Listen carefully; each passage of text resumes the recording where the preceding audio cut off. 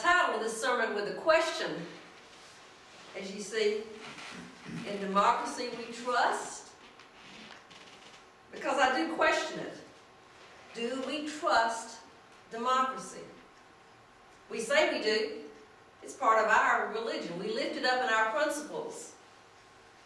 Our fifth principle is on the wall here that we affirm. Let's say this together. What do we affirm? The right of conscience and the use of the democratic process within our congregations and in society at large. Democracy may depend on lots of things, but how we feel about it, probably depends on whether or not it's working for us at the time. Are our goals being met? And so, on Wednesday morning, as I prepared this, I took a snapshot of myself this past Wednesday morning.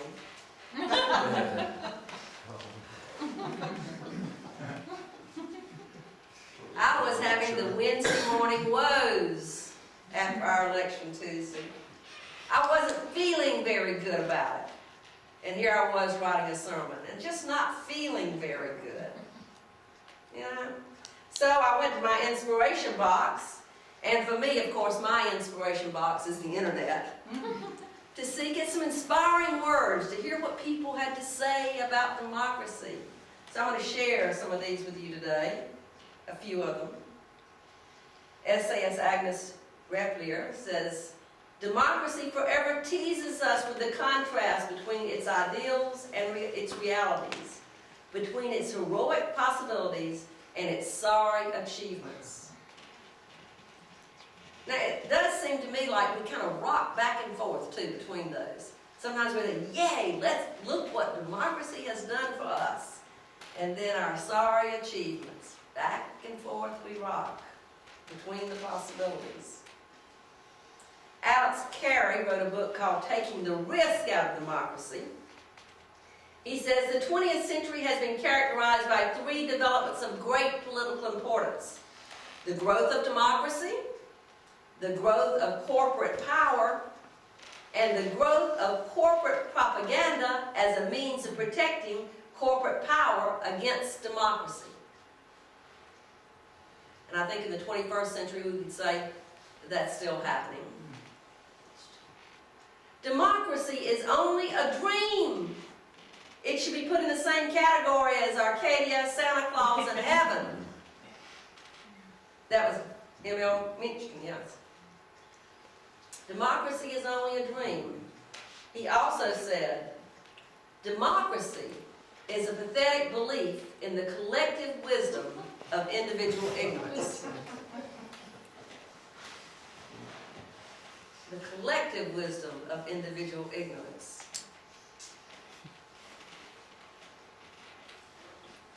Economic philosopher and writer Stuart Chase says, though, this is something to think about, democracy, as has been said of Christianity, has never really been tried. And then we have Thomas Jefferson. It says Unitarian with a question mark. That's another sermon. And third U.S. president saying, a democracy is nothing more than mob rule, where 51% of the people may take away the rights of the other 49.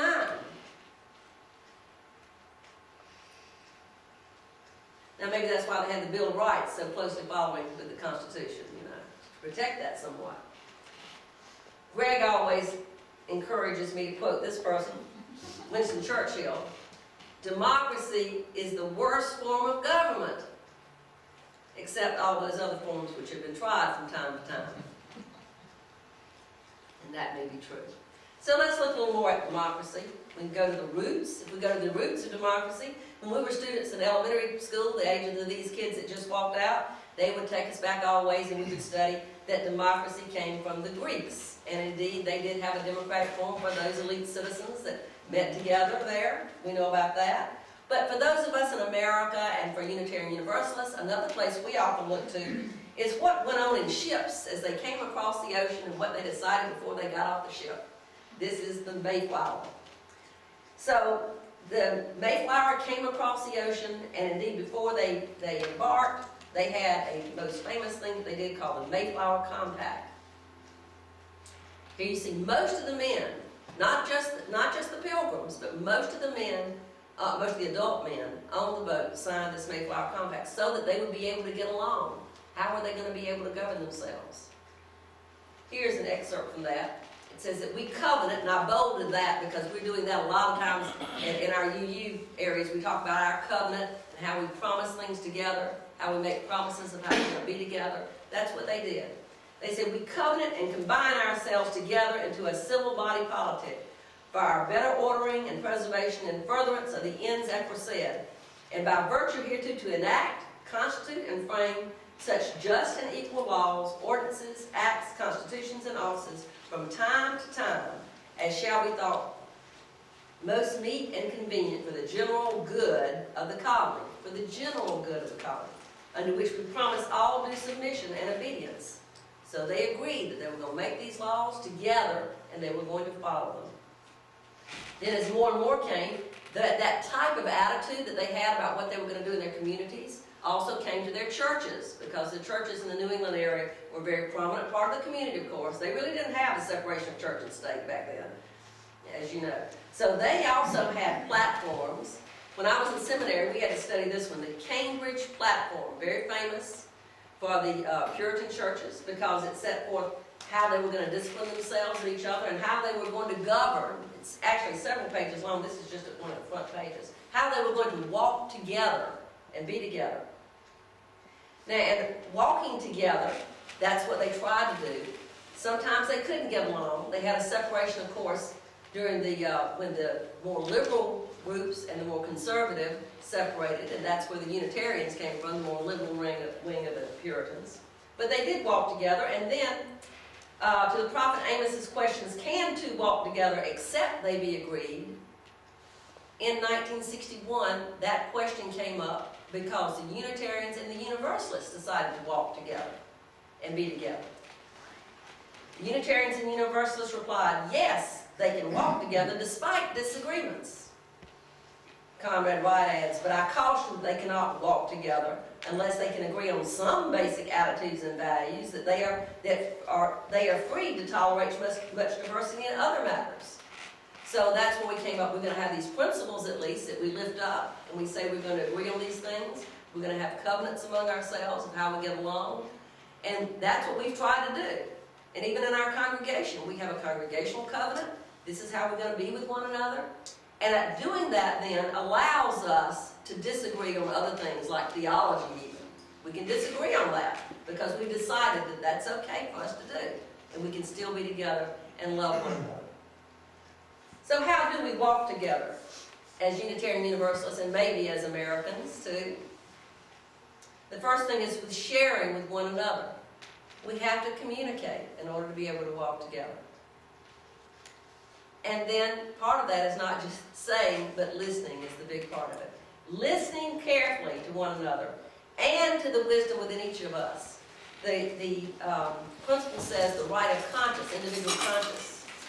So we're saying that it's important for each of us to listen to our individual conscience, which some call the voice of God. Listening to that, listening to one another. Attempting to come to some consensus or compromise. A lot of times we can get together and just talk about things, and especially in a small group, and come up with the answer. But sometimes we also need to do this. Voting. Yes, voting for that formal confirmation, or when we can't come to some consensus or compromise, we can vote.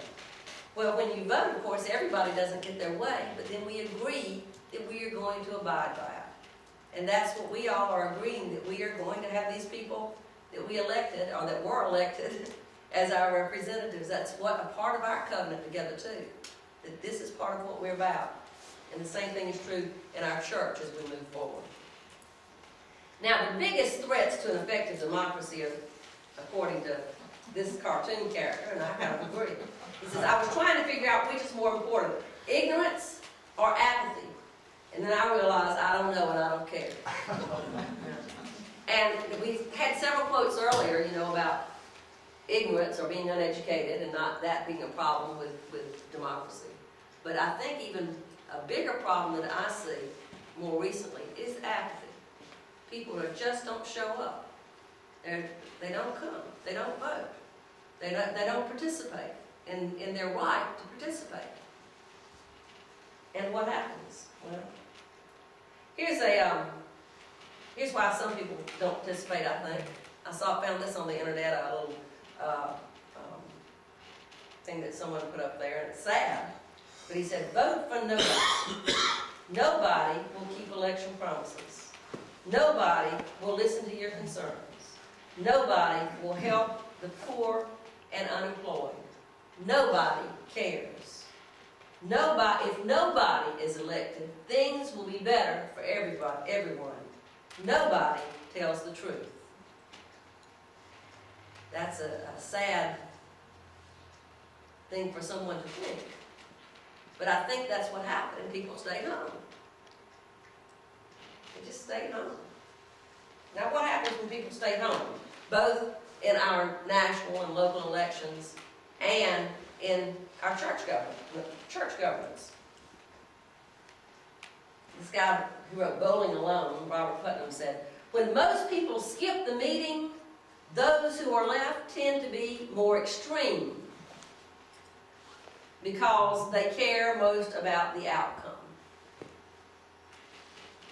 And my question is voter apathy the cause of our recent partisan politics, where what you get is the extremes because they're the folks showing up, and people know they're the ones that are going to show up. Also, I think what happens with voter apathy too is that the people that show up are sometimes the people that you can scare. So people that turn out to vote are the people who are motivated more by fear sometimes.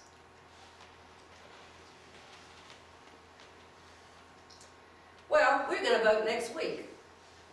That's one reason I'm doing this, not just because we just had an election, but because we're going to vote next week. We have our congregational meeting.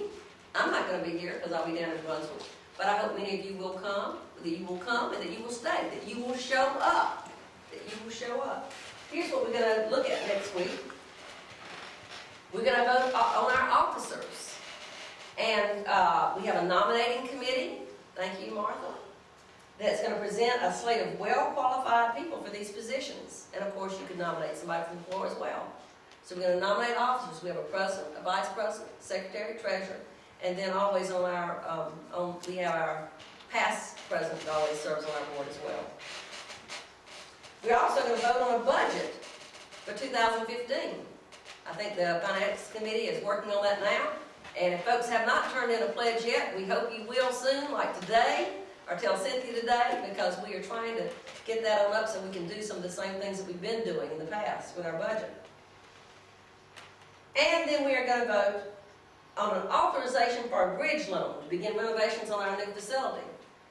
Hopefully most of you got Teresa's letter about this. We're at a point now, we kind of drug our feet a little bit because we couldn't get going, but now we're at a point where we have a very good proposal from Pierce Building Systems. Matt Dowling's looked over it and said he thinks it's really great. They've given us a very good price, but the price won't hold for long. So we need the authorization of the congregation. The board would like your authorization that we can have a bridge loan, which means that we're going to try to have folks invest in notes. Hopefully our own members and friends inside and outside of our congregation in notes that we can borrow the money, that we've already got some savings, we've got our chalice lighters, we're going to need to borrow some more to begin this process so we can sign that contract with them and begin. We need to begin. Remember that sermon I did on the in-between church where we're sort of on that plateau? We're just kind of mulling around there.